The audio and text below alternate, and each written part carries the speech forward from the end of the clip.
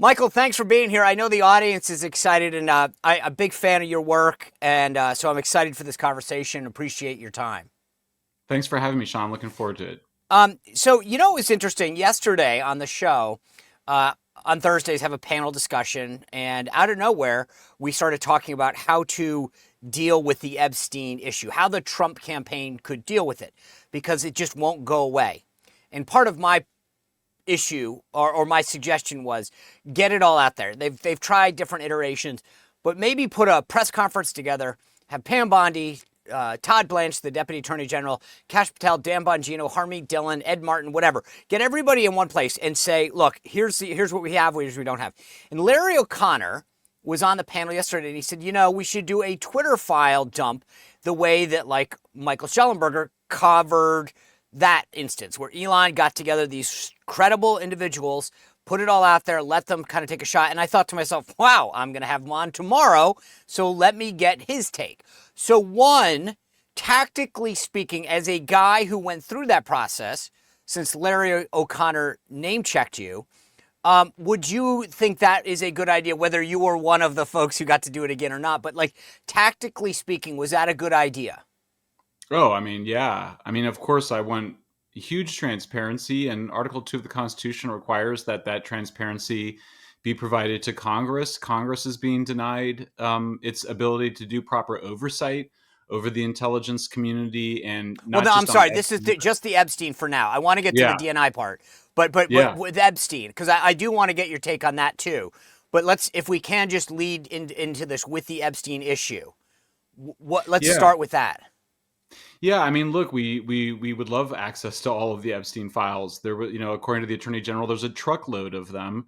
They just leaked yesterday. I'm sure you saw that, or I'm not sure when it was, but maybe within the last 24 hours, that the president is in the files. That was something that sort of we had all kind of suspected, but it hadn't been confirmed. It was also they also said that the Attorney General had briefed the president about this. So obviously, there's just a lot of people in the files. There's a lot of people that probably don't want the files to come out for that reason. The current FBI director said as much last year, or sorry, in the late 2023, that the reason Congress wasn't releasing the files when it had the opportunity to was because too many people in Congress and their supporters are in it. So yeah, we would love to do an Epstein files. We just need the files. Okay, but so let me play the devil's advocate piece of this because this is what the other folks would say. The opponents would say, well, one, there's a lot of child porn and inappropriate material. There's people's names who haven't been charged with anything and they have a right to due process. There are victim statements who probably don't want their story told because they've chose to hide themselves in a lot of this grand jury stuff. So argue from the other standpoint for a second. All that being said, if the government says, yeah, well, we can't release this stuff, what's your response to that? Well, yeah, I mean, obviously, I don't think anybody is clamoring for child pornography to be Right. released. What people want released is information about criminal activities. I mean, to the extent to which if there's child exploitation videos, obviously that would implicate whoever has them. But obviously, this was a scheme that went beyond just Jeffrey Epstein's own personal perversions. Most people that look at this point, whether they're conservative or liberal, think that this is a sex blackmail operation that involved the intelligence community. It's not a conspiracy theory. There's just too many, the relationships between Ghislaine Maxwell and her father, Epstein's relationship to the intelligence community, the fact that the CIA director under Biden was at Epstein's house multiple times. That's not great. And the CIA, as many people know, it has a long track record of, and the FBI, of running sex blackmail operations, something according to Whitney Webb they learned from the mafia. So I think that there's obviously nobody. I mean, we're all against sex trafficking and pedophilia. That there's a whole program to crack down on this. The Epstein case is significant because it appears to involve the intelligence community engaged in nefarious activities. We know the U.S. Justice that gave the sweetheart deal to President Trump to Jeffrey Epstein. He said that he had to give him that sweetheart deal because Epstein belonged to intelligence. So that's the big issue here. I mean, do they have to release everything? Obviously, if people were not doing illegal things, I think there's some discretion there. We do need more transparency. I don't think that the simply the legal proceedings are sufficient. We know they're sitting on truckloads of evidence, they need to err on the side of more, not less. Okay, so based on your experience with how the Twitter files were handled, right? That's a private company. Elon has every right to do what he wants with those. And what you just described, right? We know that there's a lot. If Pam Bondi or President Trump or his team called you and said, Michael, you were involved in this release of Twitter files, and that seemed to go well. I don't know that we can do all that, but what would you suggest we do to finally get over the hump that we're at right now? What would you describe to them within the context of what's possible, knowing what we just discussed in terms of what's appropriate or not? How could they restore the level of trust that I think is missing right now?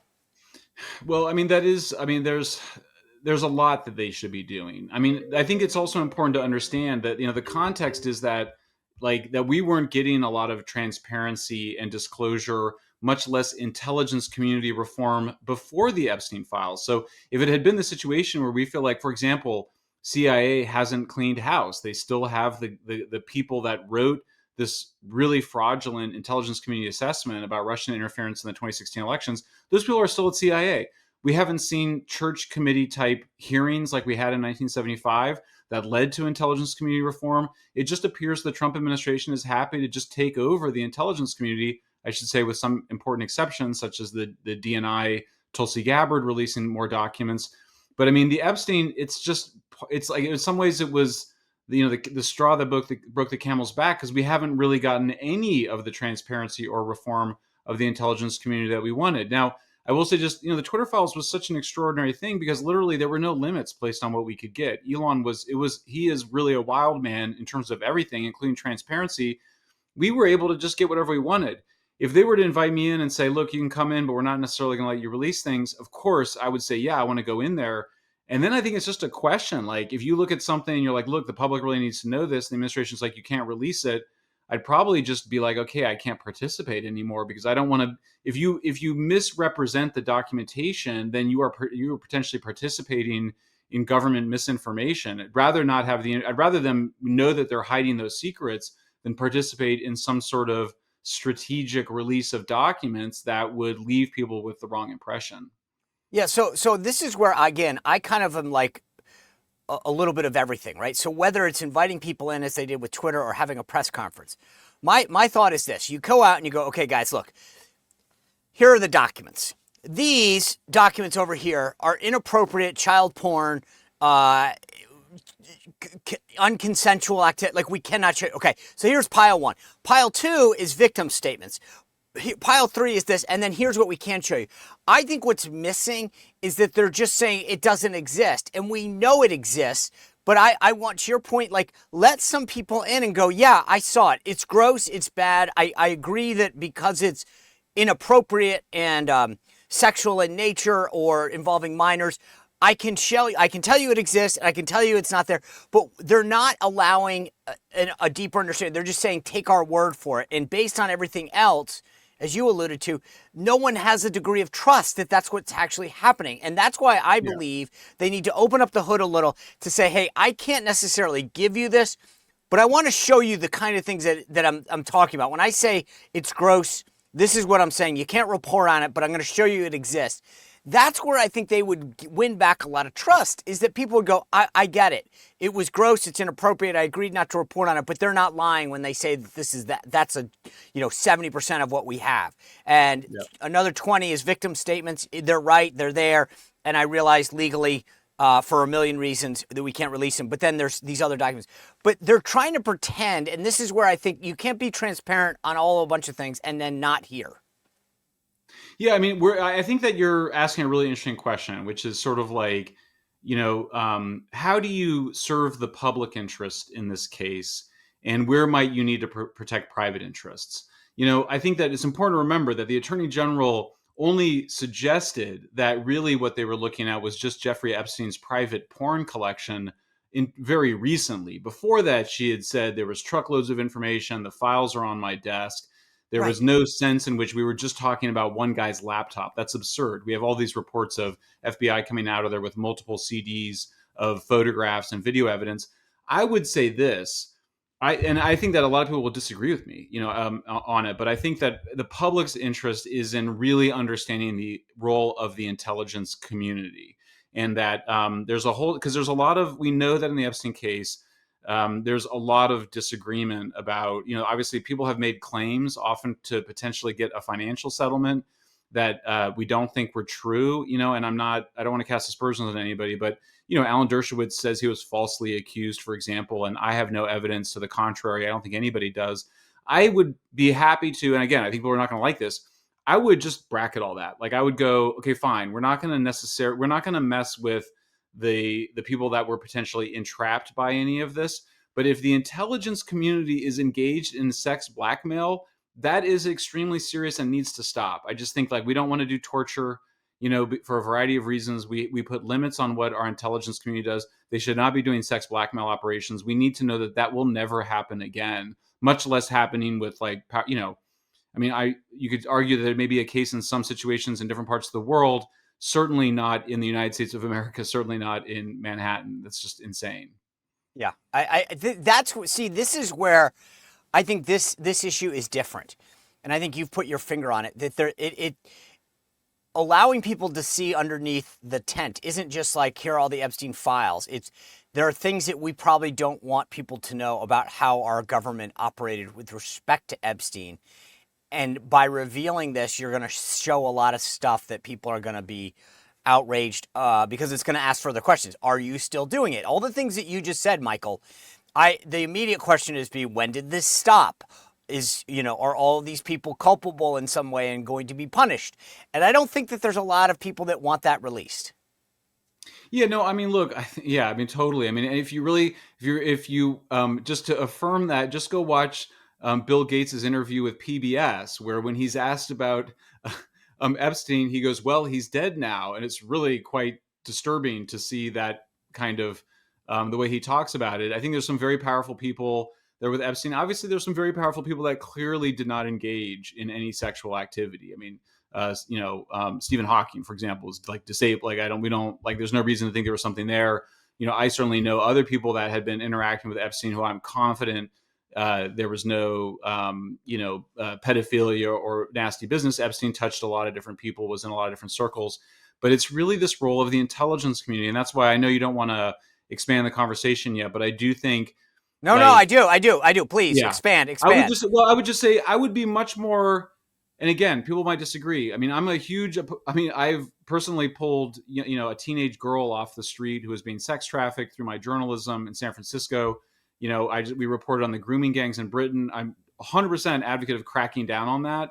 I just think with this particular thing, I would prioritize cleaning up the intelligence community rather than re-prosecuting and re-investigating a bunch of people that got sucked into Epstein's orbit, because that's really what I'm concerned about now, is that we have an intelligence community that remains unreformed. And in terms of like what's in the public interest, we need an intelligence community that the American people can trust to not abuse its powers. Anybody that reads the great books that have been written on the CIA and the FBI over the last 80 years knows that they engage in some extremely bad behavior. And that the worst of those behaviors came to light in 1975 during the Congressional Church Committee hearings that led to a number of important reforms. We are 50 years in the future from that. We need a similar cleaning of house because there's mafia engagement. I mean, the use of criminal gangs. I mean, this is not controversial. That's just a big part of what the CIA has done. Bribery, sex blackmail operations. These are not theories. These are like well established in the history of our intelligence agencies. And look, I think that Americans, we want to be kept safe. We know that it's a dark and dirty intelligence business, that there's going to be some, we got to manage a huge global empire. I mean, we're obviously policing all these America has an outsized role. We understand that we need a significant intelligence and security state. So I'm not even proposing anything radical, but you need to clean house. And I think President Trump needs to understand that he needs to clean house, and that actually, if they want to put Epstein behind them, and again, I'm not suggesting that they should drop it. I really will also always be demanding Epstein transparency. But if I had to be like, look, one thing to come out of that, would be intelligence community reform. Because if like, and if we can't get transparency on Epstein, we should get transparency on as many other things as we can. And at the end of the day, we need to know that they've cleaned house and these bad actors are no longer there, and that the heads of these intelligence agencies and the ethic in the institutions is not to engage in these kinds of activities that we've seen them engage in so often in the past. You've been around this for so long. Let me just play a scenario out for you and tell me. Let's say that this is all true, right? Meaning that there are bad and nefarious people that supported or were aware of or whatever, whether it's Epstein or whatever, bad people in the intelligence. So let's just, for the sake of argument, agree that that occurred. Let's say I'm Tulsi Gabbard and I go, Mr. President, I've reviewed these files that you've asked. I got to be honest with you. The intelligence community has done some pretty bad things. Now, remember, Epstein did bad things up until at least, 2010, something like that. So a lot of those people are potentially still in government, okay? If you're Gabbard and you come to the president and say, Mr. President, we're going to clean house, and all these people are in it. Now, play this out for 1 second. All of these people who have been involved, maybe some of them were ordered to do it, maybe they did it on their own, I don't know. Don't you think those people are then going to go up the chain and say, I tell you what, Tulsi, you roll on me and say that I did this stuff or I was, I allowed it to happen or I was complicit or whatever. You know what I know? I know this other bad stuff that happened and I got some stuff on you. And I'm going to just blow the whistle on everything and the whole house of cards is going to come down. Michael, based on like your reporting and history of looking at all this, like what I just presented to you, is that at all a possible scenario?